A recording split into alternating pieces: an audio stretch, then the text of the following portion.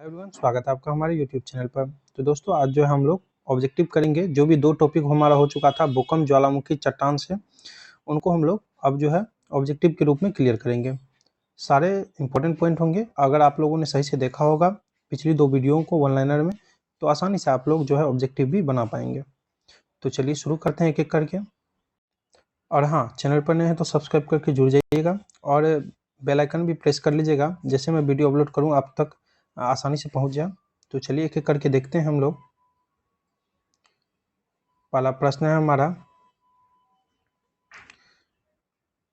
कह रहा है कि मोहो स्केल से निम्नलिखित में से किसका मापन किया जाता है। मोहो स्केल से तो यह किया जाता है चट्टानों की कठोरता का। बहुत पूछता है, ध्यान रखिएगा। नेक्स्ट है हमारा, निम्नलिखित में से कौन सा कारण चट्टान एवं के रूपांतरण के लिए उत्तरदायी नहीं है। तो इनमें से जो नहीं है वो अपरदन नहीं है, बाकी ताप, घुलन और दबाव है। सूची 1 को 2 से मिलान करना है। तो चलिए मिलान करते हैं। स्लेट जो है कायांतित सेल हो गया हमारा, और लिग्नाइट जो है अपसादित सेल। बॉक्साइट जो हमारा हो जाता है अलोह खनिज, और ग्रेनाइट जो है आग्नेय सेल है। तो चलिए चौथा देखते हैं हम लोग। भूगर्भ में विशाल आकार की गुंबदाकार आग्नेय चट्टान को निम्न में से किस नाम से जाना जाता है। तो वो जाना जाता है बेथोलित के नाम से। Option A बेथोलित। भूपृष्ठ की बनावट में अपसादी सेलों का योगदान है, तो वो 5% है। कितना है? 5%। ध्यान रखिएगा। आगे हमारा, निम्नलिखित में से कौन परतदार चट्टान नहीं है। तो कौन सा नहीं है इनमें से? तो राइट आंसर आ जाएगा हमारा स्लेट। ऑप्शन डी स्लेट हो जाएगा। सातवां है हमारा, निम्नलिखित में से किसे प्राथमिक चट्टानों की श्रेणी में रखा जाता है। तो किसे रखा जाता है? तो वो हो जाएगा आग्नेय चट्टान। ऑप्शन ए आग्नेय चट्टान हमारा राइट हो जाएगा। निम्नलिखित में से कौन सी रूपांतरित चट्टान है। तो कौन सी है इनमें से? तो नीस है। ऑप्शन ए नीस हो जाएगा। निम्नलिखित में कौन सुमेलित नहीं है। तो इसमें जो हो जाएगा राइट हमारा बालू पत्थर, कॉन्ग्लोमरेट, ये नहीं हो जाएगा। बाकी चूना पत्थर, संगमरमर, ग्रेनाइट, नीस और ग्रेबो सर्पेंटाइन सही है। इनमें से कौन रूपांतरित चट्टान नहीं है। तो कौन सा इनमें से नहीं है? तो ग्रेनाइट। ऑप्शन डी हो जाएगा, ग्रेनाइट हो जाएगा। रूपांतरित चट्टान की उत्पत्ति किस प्रकार की चट्टान से होती है।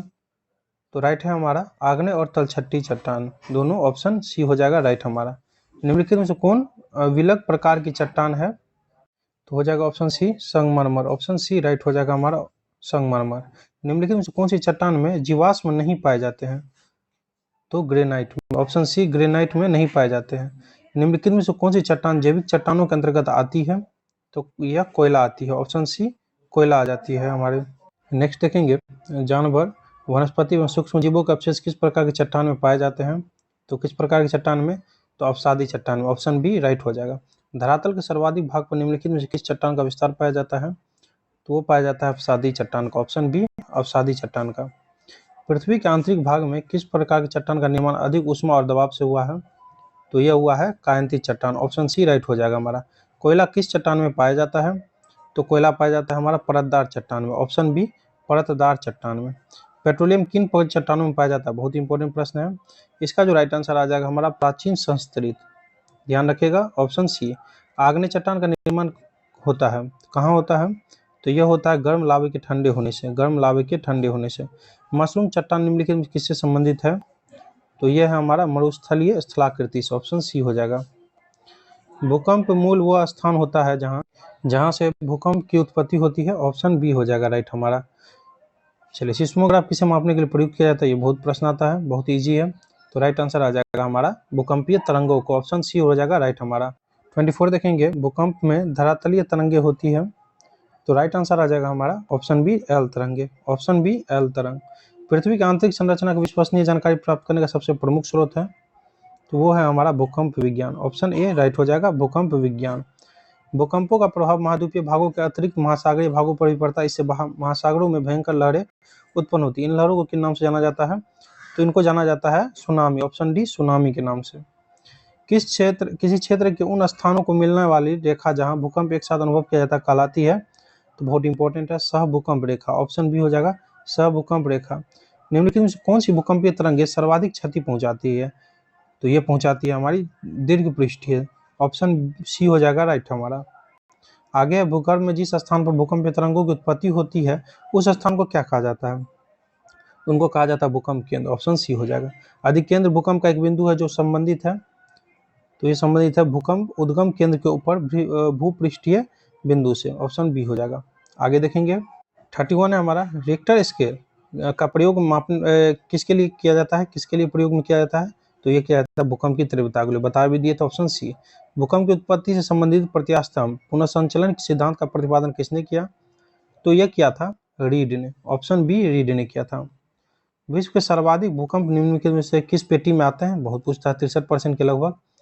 तो ये जो आते हैं हमारे परिप्रशांत महासागरीय पेटी, बताए भी थे, ऑप्शन ए हो जाएगा। अंतम सागरीय भूकंपों द्वारा उत्पन्न समुद्री लहरों को क्या कहा जाता है? तो इसका जो राइट आंसर आ जाएगा सुनामी। ऑप्शन बी हो जाएगा सुनामी। अगला देखेंगे प्रत्यास्थ पुनः संचलन सिद्धांत निम्नलिखित में से किसकी उत्पत्ति की व्याख्या करते हैं? तो राइट आंसर आ जाएगा हमारा भूकंप। ऑप्शन सी हो जाएगा भूकंप। निम्नलिखित में से कौन सा एक एशिया के पूर्वी सीमांतों में होने वाले भूकंपों का कारण बताता है? तो यह बताता है एशियाई प्लेट के नीचे पैसिफिक प्लेट का आगमन। विश्व की अधिकांश ज्वालामुखी घटनाएं घटित होती है, तो यह कहाँ घटित होती है? तो इसका जो राइट आंसर आ जाएगा विनाशात्मक प्लेट किनारों पर। डाइक क्या है? डाइक क्या है बहुत पूछता है प्रश्न में, डाइक क्या है? इसका जो राइट आंसर आ जाएगा 38 का हमारा ऑप्शन बी हो जाएगा। ज्वालामुखी निर्मित आंतरिक स्थलाकृति है। आगे देखेंगे ज्वालामुखी उद्गार के फलस्वरूप प्राप्त लावा एवं धरातलीय चट्टानों के टुकड़े को सम्मिलित रूप से क्या कहा जाता है? तो कहा जाता है इनको पायरोक्लास्ट। पायरोक्लास्ट कहा जाता है। विश्व में सर्वाधिक जागृत ज्वालामुखी स्थित है, तो प्रशांत महासागर के आसपास। ऑप्शन बी हो जाएगा। ज्वालामुखी के बारे में निम्नलिखित में से कौन सा कथन सही है? तो 41 का जो राइट आंसर आ जाएगा उपयुक्त सभी, यानी यह पृथ्वी की क्रस्ट की एक नली होती है जिसके माध्यम से भूगर्भ की पिघली चट्टानें तथा अन्य पदार्थ बाहर आते हैं। अक्सर इनकी नली के चारों ओर गोल कीपाकार पहाड़ी अथवा पर्वतीय भाग का विस्तार होता है, ये भी सही है। ज्वालामुखी जागृत, प्रसुप्त, शांत और मृत तीन प्रमुख प्रकारों में वर्गीकृत किए जाते हैं, ये तीनों सही है। अग्निवलय किसे कहा जाता है? बहुत इंपॉर्टेंट है अग्निवलय, रिंग्स ऑफ फायर। तो राइट आंसर आ जाएगा प्रशांत परिमेखला। ऑप्शन सी हो जाएगा। निम्नलिखित में कौन सा ज्वालामुखी उन तीन वर्गों में शामिल नहीं है जो उनके उद्भव का आवृत्ति के आधार पर वर्गीकृत किए गए हैं? तो राइट आंसर आ जाएगा हमारा यौगिक ज्वालामुखी। यौगिक ज्वालामुखी निम्नलिखित में से किस प्रकृति का सुरक्षा वाल्व कहा जाता है?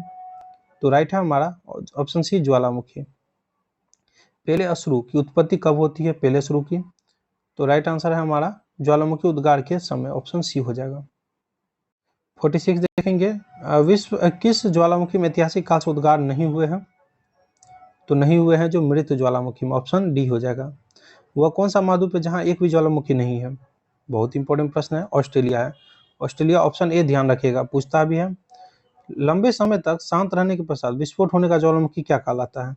तो बताए भी थे लंबे समय तक शांत रहता है और कभी विस्फोट हो सकता है, तो सुषुप्त ज्वालामुखी।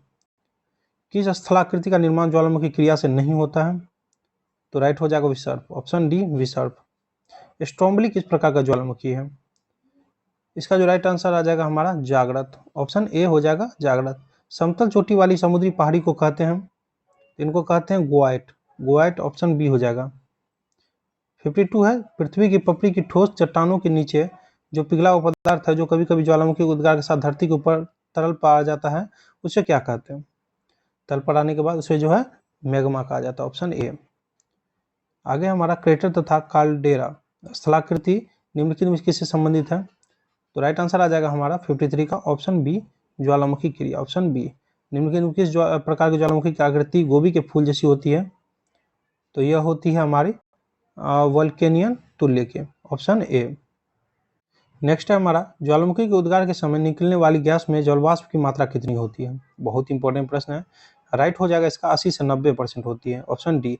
निम्नलिखित में से कौन विश्व का सबसे ऊंचा ज्वालामुखी पर्वत है?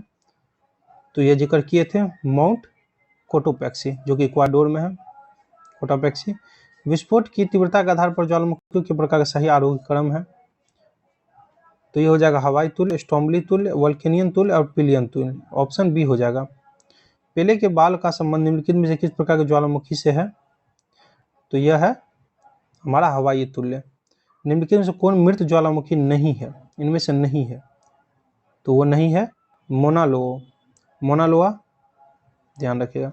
10,000 धुआरों की घाटी पाई जाती है, बहुत इंपॉर्टेंट प्रश्न है, 1000 बार पूछा था, स्टार मार्क कर लीजिए। 10,000 धुआरों की घाटी पाई जाती है, तो यह पाई जाती है अलास्का में, ऑप्शन ए अलास्का में। निम्नलिखित में कौन सी गैस ज्वालामुखी उद्भेदन के समय नहीं निकलती, तो नहीं निकलती है तो हो जाएगा ऑक्सीजन, ऑप्शन ए ऑक्सीजन। विश्व का सर्वाधिक ज्वालामुखी वाला क्षेत्र है, तो फिलीपीन द्वीप समूह, फिलीपीन द्वीप समूह, ध्यान रखिएगा। चलिए, तो हम लोगों ने 62 क्वेश्चन कर लिए, ज्वालामुखी, आपको भूकंप से, सुनामी से, सारे इसमें कवर हो गए, चट्टान से। तो आई होप कि आपको वीडियो अच्छा लगा हो। तो अगर अच्छा लगा है तो कम से कम दोस्तों के साथ शेयर जरूर कीजिए, सपोर्ट बनाए रखिए। थैंक यू दोस्तों, wish you all the best.